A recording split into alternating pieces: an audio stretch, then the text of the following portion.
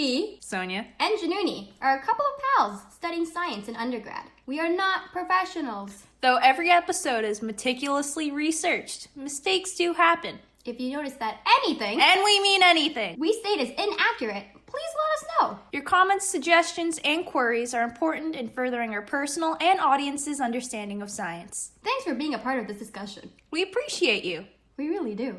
Bop bop, beep it up bop. Hello. Hi. You looked very confused for a sec. I was looking for my water bottle and I couldn't find it. And then I realized I'm gonna have to get up and go get it. So we're not gonna do that. We can not be hydrated. It's okay. Yeah. Water. I have a lot of water in my body anyways. I do have my... Ooh. I have not seen that mug in a while. Yeah, we whipped it out a couple days ago. We've been drinking tea again. It's been a while. Ooh. Yeah. I want some tea right now. Oh. Do we pause the episode? We'll be right back after this intermission. Howdy friends. Hello, everyone. Welcome back to another episode of Beaker Bros. This one's a fun one, as Mhm. you know, all of the other ones are. All of them are a hoot and a half, but this one is particularly, I can't say that word, particularly special You say that to because, all of the other ones too. but like this one's even more so. Like all of the other one go under the carpet. Yeah. This one's a doozy. And that's because, drum roll, we're talking about the MCAT. Pew, pew, pew. Pew, pew, pew. And for those who don't know what the MCAT is, It stands for, wait, do you want me to explain it or were you just leaving a dramatic pause? I was doing a dramatic pause, but go ahead. Oh, no, then please. No, it's Or- over. No, it's over. Oh. This light's gone. It's on you now. Oh, crap. Okay. Well, the MCAT, it stands for Medical College Admission Test. Like how you I had to paused. think. Yeah, you're Yeah. The Medical College Admission Test, and it's a requirement for most medical schools, not all, but most medical schools in Canada to take this test in order to be eligible for admissions into respective medical schools in Canada. Yeah. It's essentially a multiple choice question. Standardized test. with Yeah. a standardized basically repeating anyways, but yeah, it was how long was it again? So the entire test Mhm. is 7.5 hours. Mm-hmm. Get one 30-minute break and two 10-minute breaks after each section. Okay, so So more each- or less it's like 6 hours and 40 minutes. More or less, yeah. Okay, like the actual content. Yeah, that's yeah, okay, that makes sense. And then it's minus like a couple of minutes here and there just for like confirmation about yes, I choose to take this test, or no, I would like to leave and not have it scored, or blah blah blah. Or like the 10-minute tutorial at the beginning and stuff. Yeah. Overall, it's like 6 hours. 6 hours? I think it's more than 6 hours still. 6 hours and 10 minutes. Wait, the certification thing at the end was like 3 minutes long. But then the beginning, there's also we could look this up. Okay, 10 you know what? It's about 6 hours, 20 minutes. Okay, we'll go with that.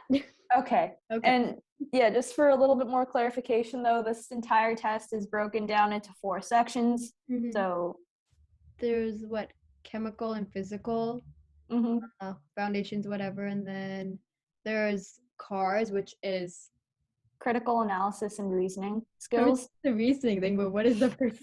You're not a car actual thing. Then there's like a biological and biochemical one. Yeah. And what am I thinking? Oh, and then there's a psychological and sociology kind of aspect. That one. Yes. Yeah. But yeah, those are the 4 sections. Basically testing everything you've learned in undergrad. More or less, kind of relevant to like sciences. So if you've taken, In a science, yeah. So if you've taken like your basic first year sciences, so physics, bio, chem, and then actually no, second year stuff too. Like I haven't taken orgo or organic chem, and biochem as well. So yeah, tests, like courses or whatever, like those are not really, immunology, I was gonna say animalology, and never mind. Analogy. That was a struggle. That was but yeah, I was basically testing all of that. And Mhm. then I think with like psych and sociology and stuff, like for a basic science student or science like undergraduate individual in science, you don't really get to encounter psych as much, or Mhm. like as like in the pre-med like route or whatever, like the pathway, not many people encounter psych. So I thought that was really interesting for them to add Mhm. to. Especially, sorry, I almost cut you off there, but not just psych, like the sociology aspect of it as Mhm. well. Like I thought that's a very interesting component of the test. Like you wouldn't expect terms like globalization Yeah. or like neoliberalism or Mhm. capitalism or something like that to be come up on a test that's predominantly known for like testing the sciences. If that Mhm. makes sense. Yeah. So, but I think it's an important aspect Mhm. or component of the test I guess because it's important for like medical school and whatsoever, because when you are becoming doctors, you do play a certain role in the community, like especially with doctors that play an important role in the community. It's important for them to know about, what am I trying to say? I'm basically trying to say that like just knowing the sciences isn't gonna make you a good doctor. yeah, it's as much part of the social mechanisms of society as Mhm. it is like the biological mechanisms. So Exactly. you need to have like a foundational understanding of like what disparities are in health or structural racism and stuff Mhm. like that. Yeah, yeah. Well, I was gonna add. So basically, Sonia and I were like discussing how, well, at least with me, I was like, "What's the point of the MCAT? Like, is it a valid form of like evaluating what intelligence or success, or is it like a valid form of evaluating whether or not this individual is fit for medical school, or even more to become a doctor?" And Mm-hmm. I guess that's like our whole conversation of like standardized testing and like whether or not that's a valid measure of measuring intellect or whatnot. Yeah. So with the whole, just to add to that, Mhm, so based on like some of the preliminary research that I've done for this episode and just mhm. about standardized testing in Yeah. general, so with standardized testing, they can be effective, but they Mhm, can also be very ineffective. mhm. So like many things in life, Yeah. but particularly for the It's standardized good, testing. but it's also bad. So basically, when you're looking at the effectiveness of any sort of measurement, you want to keep in mind two key things. Mhm, One is the term reliability, and then another term is validity. Reliability and validity can be broken down into more separate components, but the overarching definition of them both is this. So, reliability looks at the consistency of a measure, while validity looks at how accurately a method measures what it's intended to measure, if that okay. makes sense. Yeah. So whether or not it's effective in like garnering results and whatever results it's garnering accurately represents what it's trying to measure. Does that make sense? Yeah, yeah. That answers my question. Yes. Okay. So when we apply those terms to the MCAT, there Mhm. has been a lot of debate by students, Okay. professors, researchers Yeah. over the years looking at whether like the MCAT really does measure or is reliable and valid in Mhm. measuring the success to future medical students. Yeah. So there's been like I was saying, quite a few studies that have looked at this idea, and there has been a pretty wide consensus that though the medical school college admissions test, the MCAT, Yeah. is effective at looking at the early success of students in like academic settings for Mhm. med students, so looking at like their success in medical science related Yeah. courses, it doesn't necessarily effectively look at the student success in clinical practice. Oh, okay. So Yeah. like looking at in-person interactions, Yeah. because as much as like medicine is looking at the science, it's Yeah. also the person aspect of it. So Mm, it's yeah. not like, so based on the research I found, it's not a holistic measure Yeah. of a student's potential success in med school. Yet a lot of schools, both in Canada and abroad, do use the MCAT as a very like steadfast measure of whether you should be accepted into school or not. Okay, here's my thing with that. Like, okay, I understand if they're trying to quantify our knowledge of like the medical sciences with the MCAT, but Mm-hmm. there's also schools that take into account your GPA, Yeah. right? So it's very heavy focused on like a number. Mm-hmm. rather than, again, like what you said, like your hands-on clinical experiences rather than like the actual person. Yeah. And there's only so much you can, I guess, articulate. Well, I mean, sorry, let me take this back. Like for at least Ontario medical schools, there's not an option for essays or stuff unless there's Well, I mean, at University of Toronto there is. They do have an optional component that you can submit if you yeah, like that's, but I'm saying like for like the mandatory whatever, like there's not a question and there's not like an essay you have to write or like you know what I mean? like it's not like mandatory to Yeah. do that. Yeah. Or like for other schools when there's like explain whatever so and so, it's for because you're applying to like a different stream of like applicants for medical school. Yeah. So are you trying to say that like the whole process, the admissions to medical school neglects that personal aspect? My thing is like, okay, so what's the difference between the GPA and the MCAT, right? So if you're taking the MCAT as a standardized form and you believe in that, why take into account GPA? It kind of contradicts. That's what I'm saying in a sense, because you're trying to find a way to take everyone's knowledge and be like, try to rank them. Yeah. Right? But then you're like, oh, let's look at your GPA. Let's see at the courses that you chose, electives you chose, different universities you went to, different experiences you did. Let's take to this.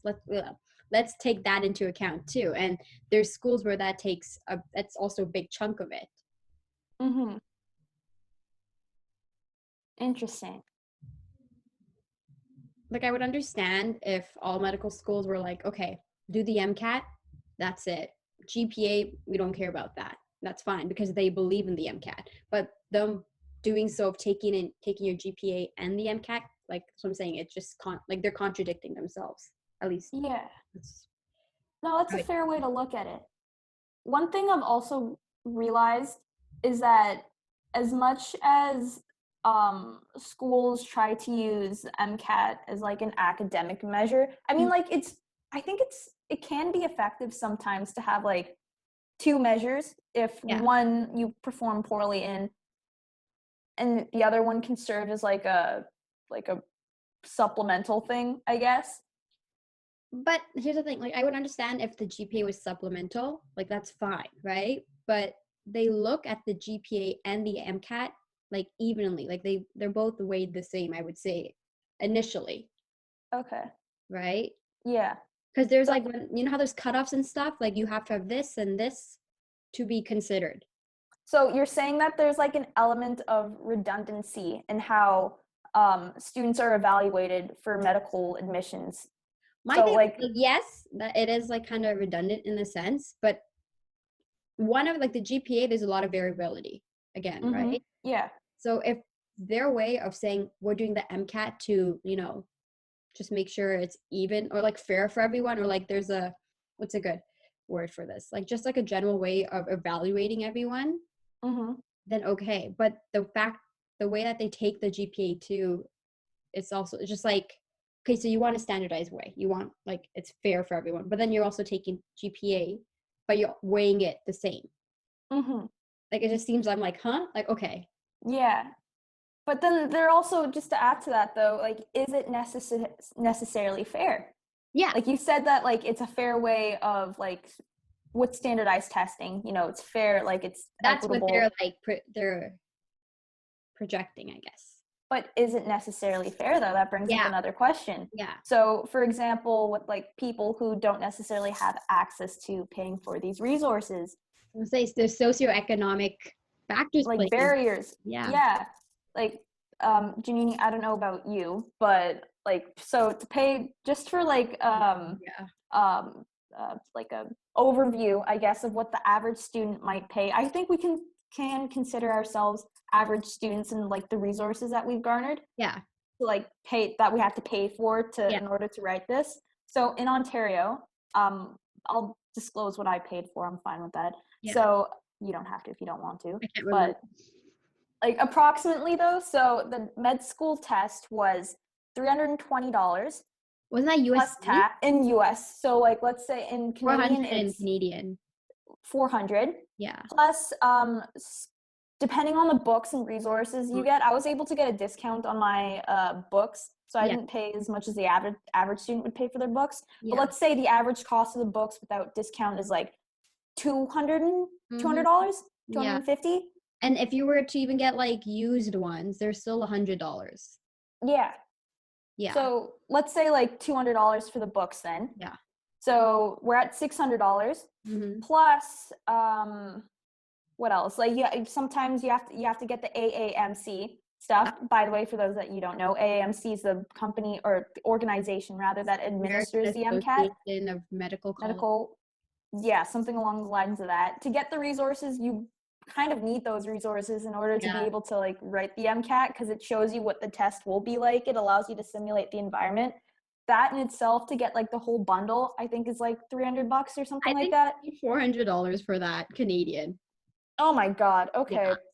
So 4,800, and then plus the two books or the books. So that's $1,000. Not to mention the fact, like, you have to take off time work a lot of the time to be able to study full time for 3 months. Yep. Some people take prep courses, and that could range from like $2,000 to literally $10,000, depending on the company that you use. Yeah. So the average student pays, not even to mention, sorry, now that I'm thinking about it, like not even to mention like the cost of applying to medical school. Literally, you're spending like $3,000. Yeah. And then the average person, now I'm getting heated because now it's like settling in even more. I was going to understand though, like, okay, we're saying this, but there is also like a fee waiver or like a assistance program that AAMC does for like very low socioeconomic status individuals. So there's that, but the way that they do it, they rank the people by like your deficit. Like it's like, how in depth are you? And we'll give you it. And I'm like, okay. But it's still the other factors, what you're talking about, they still play a big part. Yeah, and not even, just to add to that though, I was looking into it a little bit more. So like, if you don't meet like, there's a pretty big gap, I guess, for the threshold between like each level of help that you get. So even if you're like right on the cusp of being able to get more money or like in order to like subsidize it, but you don't quite need it, then like it's, I don't know what I'm trying to say here, but like if for someone that's not able to afford it but is like almost at the cusp of like being poor enough, I guess, to be able to afford it, you're kind of screwed. No, I agree. Yeah, definitely. Like if you're and it's again, like back to the whole thing. Is it a fair way of, is this test fair? Not just in the sense of it being, is it measuring what it's intended to measure thing? But is it fair to those who need the resources and what not to apply to medical school? That's a lot. I was just thinking, that's a lot of money. That was a lot of money we spent. Yeah, no, it's like, oh my God. Even that was kind of off topic, I guess, from like standardized testing, but it's a comment about the whole admissions process in general. Yeah. But just to like add to the conversation though, I think one of the main reasons why standardized tests like the MCAT are still around, even though there's been a lot of like contention from not just like students but policymakers as well. One of the main reasons why it's still around is because of like the economic validity to it. That doesn't make sense. Sorry, let me rephrase that. One of the main reasons it's still around is because like how do I explain this? Like how much money the industry makes in standardized testing. So for example, Pearson. Pearson is an administrator facility, but also they offer a lot of like prep courses and stuff like that. Pearson has nearly 40% of the standardized testing market. So not just the MCAT, but like outside of it.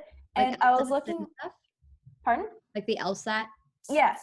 Yeah. And I was looking at it as well. I'm not sure if this is a global value, but it was saying something like the standardized testing industry or market or whatever is like $14-15 billion annually.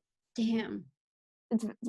So I guess like we could be ranting about it and want it to not exist anymore, but like it is an industry that's very lucrative and it makes a lot of money. So that's why it's probably still around. But it's not fair. Okay, okay, what about like explain that a little more though. Like what about it? Okay, like it's fair. Okay. Yes, for the economy, it's great, right? Mhm. The bigger picture, it's great. But let's actually go down to individual people, right? Like That's a good comment.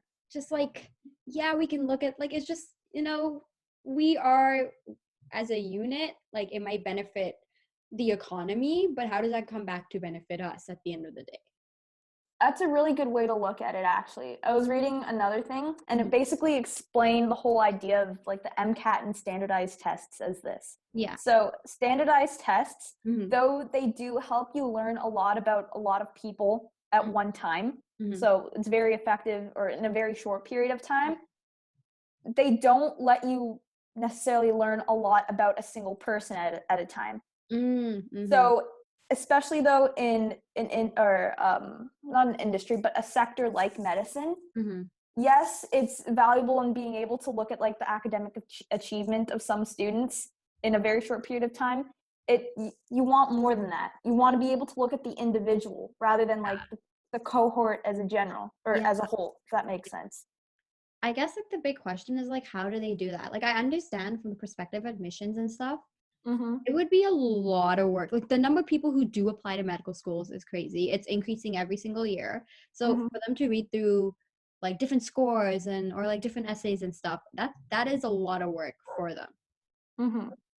I can hear Milky in the background, or any of your doggos. Milky. Yeah, we're good. Okay. Sorry, what were you just saying? Give me a second. What was I saying? Oh, from the admissions perspective, like I Mhm. understand how that can be quite overwhelming for them and a lot of Yeah. work. But here's my other thing: if they do hire more people, isn't that helping the economy?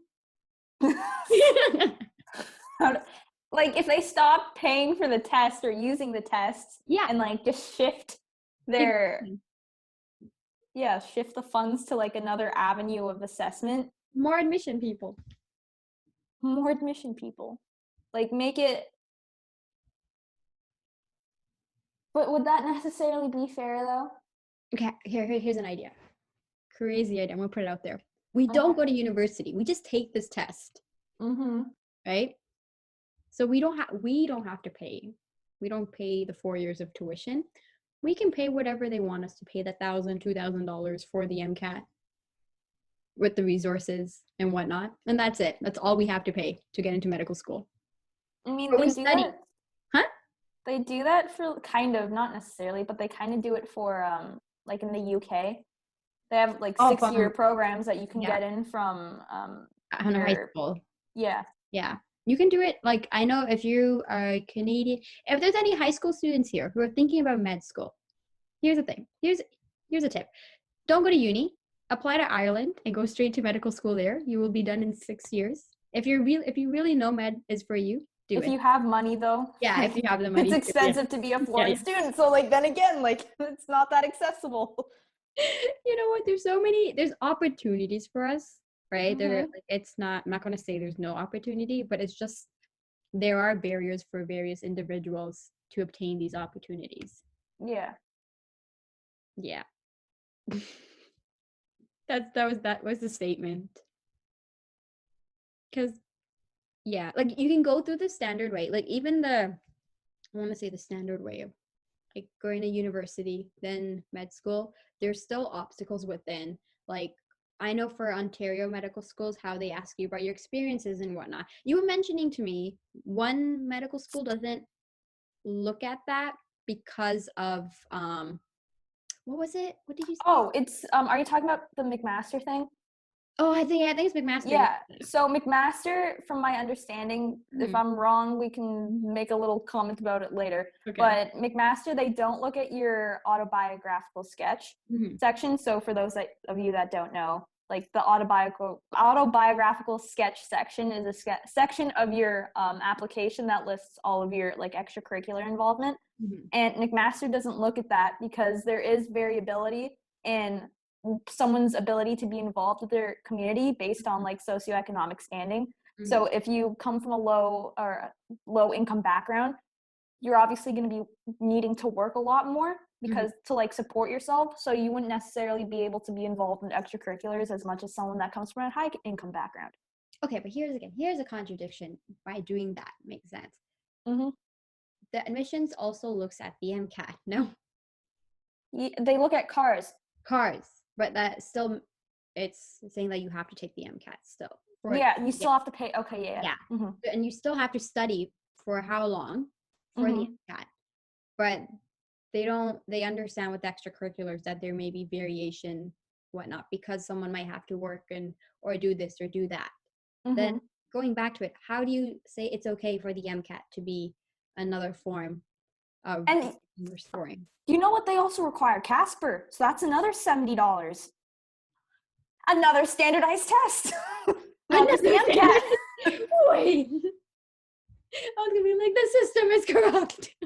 But hold on. Wait, the thing, Casper actually brings up an interesting conversation because yes, it's not the same standardized test as the MCAT. It's something Casper that's standardized test. Would you say? Casper, you get asked the same questions, but it's like a written response thing. So depending on your grader, even though there is like a set criteria of how they're supposed to mark, there may be like variability in how it is graded. So that's not even a valid form. I mean, like it might be a reliable form, but not valid per se. But not. It might also be valid as well. Okay. But there could be a level of variation that might make it inaccurate. Like I know with the there's in our resources, I highly recommend that you guys look at the resource list for this one. There's a video from John Oliver, and he does these segments called Last Week, where he basically breaks down a topic. And one of the things that he talks about is standardized testing in the United States. And are you good? Yeah, I'm just charging my laptop. It's about to die. Okay. Yeah, and it looks at like standardized testing in the States. And though there is supposed to be an element of like fair marking, fair everything, like in the written responses, like sometimes these standardized testing companies are telling their graders to, like there's supposed to be a certain quota of students getting this mark, and there's supposed to be a certain quota of students getting like a lower mark. So like I'm not trying to say there's a conspiracy or something going on there, but like there could be a level of variation that might make someone's mark lower because but then it goes back, maybe the MCAT's more reliable because it's already like just a multiple choice thing. So there is like a definitive right answer. But then also, like with our thing of, you are an individual in a low socioeconomic class, right? Yeah. You don't have the time or the money, just like the means in which to study for the MCAT to the extent that you have to do well, right? But with the Casper, you don't really need to study for it. It is your experiences. It is who you are as a person. Right. In a standardized form. But then again, we have another issue of it, and there might be bias or other issues within Casper that doesn't allow it to be as reliable as the MCAT. But we go back to the MCAT, where, you might not have the resources again or the time to do it. So you might do poorly on it. So we have these two tests that are playing kind of big roles in our medical admissions journey. Yeah. The question is, what do we do about it to fix it? What do we do? What do we do? I do want to emphasize this, though. Like, in us critiquing these sort of tests, we are not trying to, like, undermine, I guess, the research or, like, everything that goes into making the test, because it is written by a lot of intelligent, smart, that's the same word. Intelligent, like, groups of people. You really said intelligent and smart. I really did. I said that's how bright they are. They're another word. Cars. But what was I saying? Yeah, we're not trying to like undermine that. It's just us sort of like expressing our opinion on it. But okay, here's the thing. The research, amazing. I'm pretty sure extensive research, but with every research and new articles that do come, the whole point of a hypothesis that does appear is that there's a gap in the knowledge. There's always a gap in something. So we're simply just pointing out the gaps. Yeah. But that brings up a good point though, like for something that's that important in our medical school journey, should there be these wide gaps in the testing process that allow this? And these gaps vary for individuals, right? Like Yeah.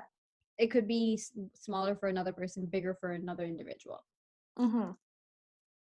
So with that being said though, what would be an effective way of, assessing someone's ability to become a doctor or to be allowed into med school?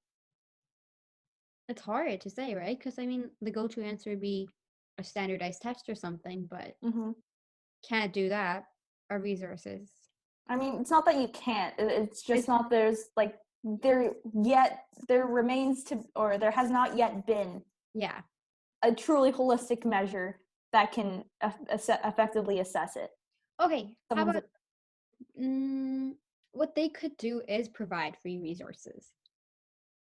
Yeah, but then again, going back to like the economic aspect of the whole standardized testing industry, like it wouldn't be as profitable then.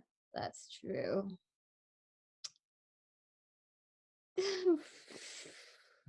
I'm trying to think of a solution. I'm trying to think of years. How long has the MCAT been? We're trying to solve the problem in a 20-minute podcast. We really said, let us fix this.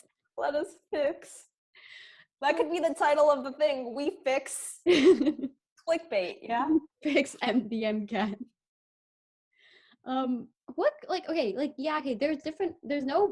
There's not one shoe, one fit. What's that thing? One size fits all. Yeah, I'm like, what's that size? Cinderella. There's not like that kind of solution to this problem. There's gonna be different avenues in which people can find ways to overcome different, because there's various barriers within, right? Because just like the barriers, there is like there's a variety within the barriers. So of course there has to be a variety within the solutions. Yeah. Go ahead. I was gonna say, I don't tell me if I'm like misinterpreting whatever you're saying. I don't think we're necessarily knocking the idea of standardized testing. Yeah. However, our issue is like with the way that the testing is developed, or not developed, but like what exactly it is assessing. Like, okay, the studying process, basically, I guess, to take the MCAT is what we're more or less critiquing right now. Because while, yes, we're critiquing, is the MCAT a fair way, or is it measuring what it is measuring? We're looking that it's not within that 6 hours that we're critiquing, okay, is this is the test what it's giving us, is it fair? We're really critiquing everyone's preparation, like, does everyone have a fair chance of preparing to the best of their ability? Because that is a good point. Because on the topic of that though, like in terms of like the actual test taking process, I know people experience different degrees of anxiety and stuff like that while taking tests, and I know it can. I never had an experience that was that harsh, but I know for some people it could be truly debilitating being in that sort of testing environment. But I think, at least from my experience, the administrators do a genuine job of trying to make the environment as like less or least stressful as possible. Yeah, like from personal experience at my test center, like I walked in and these people were so preppy, like, hey, how are you today? And they were all very nice. Like, for a bunch of young adults who are a bunch of nerves and super stressed and probably like sleep deprived, maybe for some individuals, or like whatever, they were so sweet, making conversation, just like really what I didn't expect going in. I thought it was going to be a very serious, strict to business, like when you go get your driver's license, what is that called? MTO or something. I literally thought it was going to be like that experience, but no, like they were like, they really showed their personality and help. And I thought like it made the environment very chill. Like I have to say, for like, this was one of the first tests that or an exam or something that I've taken that I wasn't anxious. And that's saying a lot, because I always do get some sort of like test anxiety before like anything. But I was there, I was vibing, I was clicking, I was reading. It was a good time. I was saying this. I was telling. It was a good time No, here's the thing. It was for a test. for a test. Yeah. It was a good time because I'm saying like the MCAT itself, like I don't know why, but I thought it'd be very serious, very like intense environment. But I went there and it was pretty chill. Could I have done better? Yes. Yes. But that is on me. That is on me, okay? Not the administrators, not the test. That is so like it's on me. Uh-huh. That's Yeah. just my experience. Yeah, no, I would agree with that. Yeah. I'm curious though, if like, okay, I know what your test center, you said you didn't have parking and that was Yeah, stressful God. itself. Pardon? Oh, what? Did you say something? Oh, Oh. I didn't hear what you said one more time. Oh, I said with you had that whole stress of like parking and stuff. Yeah. So I was wondering if different test centers had different vibes. It could very well be. Obviously, it's different people, but I'm sure with like the hiring process of like Pearson or whoever else is the test center administrator, like they do have some sort of like hiring criteria for the people that they do choose to bring on. There's some like very young looking individuals. Like I thought they were in university. Writing the test? Not writing the test as administrators. Oh, mine were like kind of middle, like 30s, I would say. Like There was maybe some upper. middle age, yeah, but there's also those that look like they were in their 20s. That's why I was like, I didn't have anyone that looked like they were in their oh, 20s. never mind. That's what I'm saying. Different strokes, different folks. Oh, yes. I don't know if that's applicable to this situation. I don't know. It's okay. It is what it is. But I'm saying again, like with different test centers, like I don't know about you, but I had a pleasant experience at my test center. Did you? Overall, yeah, the staff was pretty good.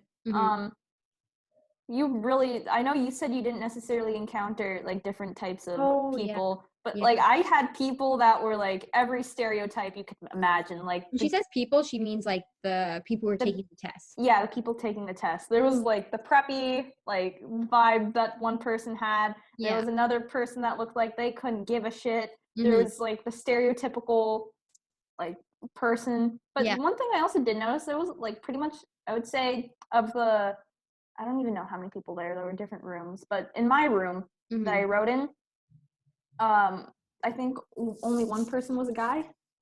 Oh. And I think overall I maybe had like, from what I saw, I only saw like 3 or 4 dudes. Obviously I'm assuming based on like How about Black, Indigenous, or like people of color? How about that? Did you see any stuff like that? Saw people of color. Did not see I mean, maybe they might have been Indigenous, maybe they might have been mixed, maybe it's whatever, but I did not visibly notice. Like, I didn't see anyone Black. I didn't see anyone that like fit the archetype of what an Indigenous person would look like. Kind of thing. Yeah. Okay. No, It was a lot of white folk. I think for me, like again, I didn't see that discrepancy in like the genders. I thought, like, I don't know if there was an even, but there were the males and there were the females. And then as for like people of color, Black or Indigenous individuals, I don't know actually. The fact that it's taking that long to think though, for both of us means that like there probably, it wasn't like visible, I guess. Okay, at least for me, like, this is just like off topic. I don't, when I see a person, I don't think, what's your race? Like, it's no, that's why it's like taking a little bit of time. Yeah. I don't see color thing. It's just like I'm like I'm not saying like it sounds. Yeah, it's not that, but like I know where you're going. Yeah, like I'm not processing whatever, but I was looking at the personalities and be like, everyone was very like to themselves. I want to say at the test center, but not like in a anxious like reserved like don't talk to me kind of way. Just like, okay, we're like exhausted at this point, we are eating our lunch, we have another 3 hours to go.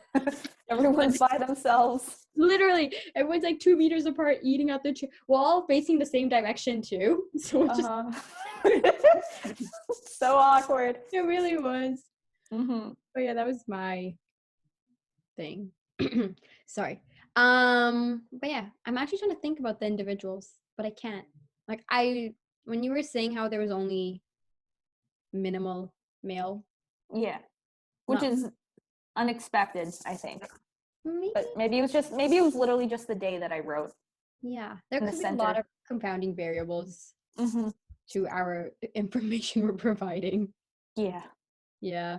But speaking of the information we're providing, none of what we're saying is not readily available online. We're not giving up any private information. Oh, no. We're not trying to invalidate ourselves from ever being able to apply to medical school again. Oh, no. But, yeah. Yeah, so that was our experience with the MCAT. If you Mhm. were a future MCAT taker, any advice, Sonia, for them? Any advice? In terms of resources, there are a lot of very good free resources out there. I think the best resource, are you good? Yeah, you're not hearing my dogs going I crazy. do. Okay. I do. I heard it right there. But the best resource I came across Yeah. was a lecture series on YouTube and on the Stude's website called AK Lectures. This man, his videos, he looks like it seems like he slowly gets aggressive during the video and like trying to communicate the information. Yeah. He is very monotone. He does a lot of like hand gestures. It Yeah. just sounds like he's speaking at one tone, but that tone is aggressive. Okay. But he's very good at explaining things. I'll tell you what, watching those lectures for about a week and a half, I learned more than I did the entire summer of studying. Oh, God. Yeah. Literally. I literally could have studied for a week and a half and I would have learned the same amount. No, But, yeah. I agree. yeah. But, yeah, I highly recommend that. Khan Academy, though they may be getting rid of their free resources, though, which is a little bit I heard unfortunate. they might be working with the AAMC to still be able to provide that free resource. Working. But they've been saying that for the past little bit, so who knows, honestly. Mostly at the end of the year, it's supposed to be gone, right?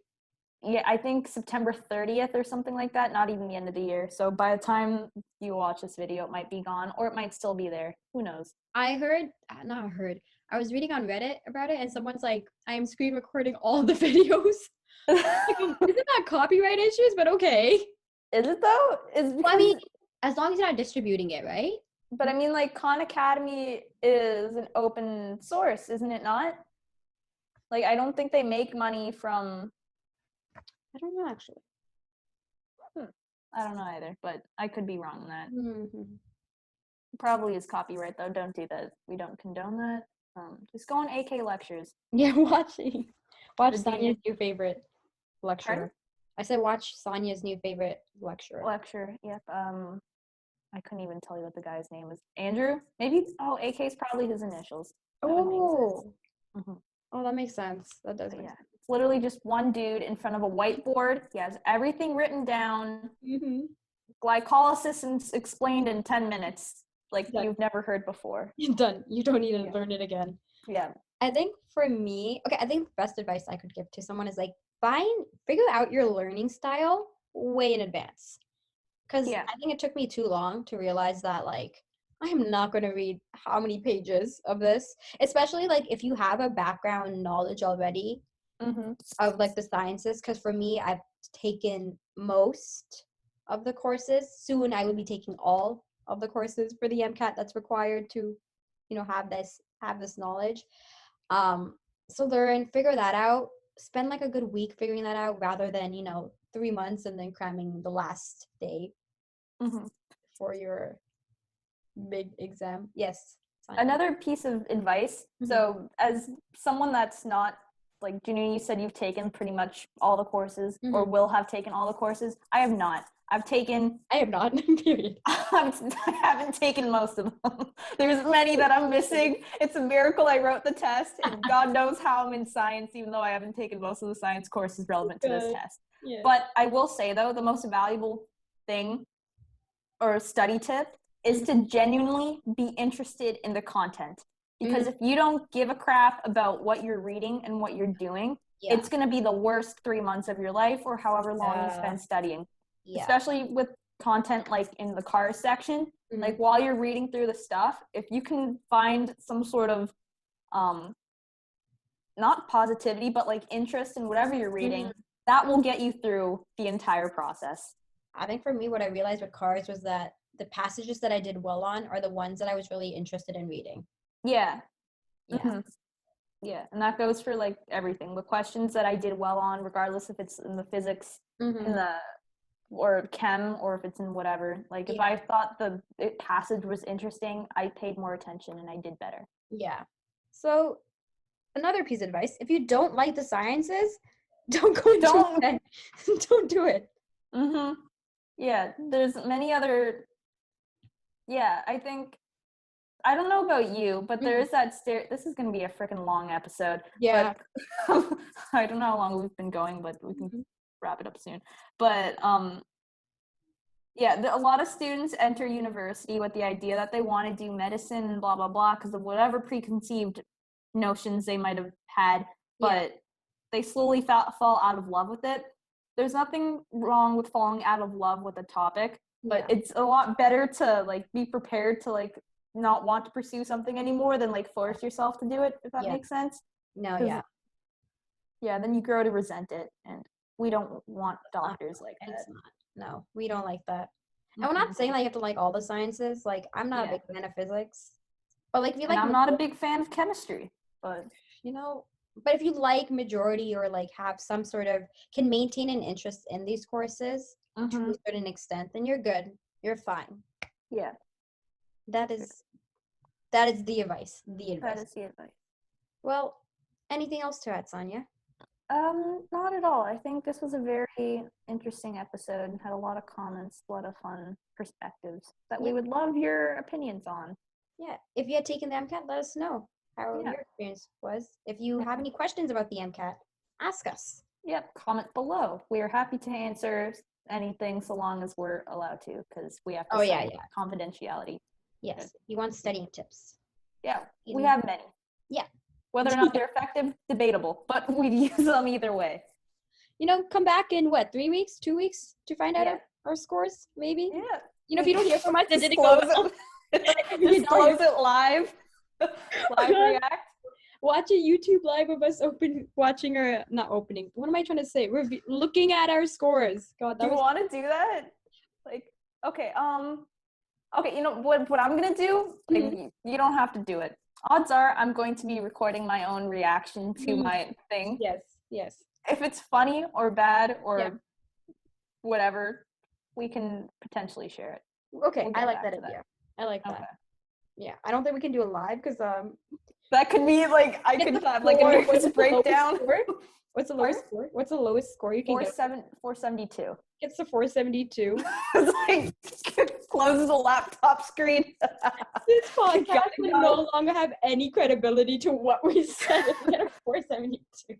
Live stream has ended after 3 seconds. God, that suck. But yeah, so you guys might find out what our scores were or not. Might see the reactions or not. Okay, bye. Stay tuned. Bye.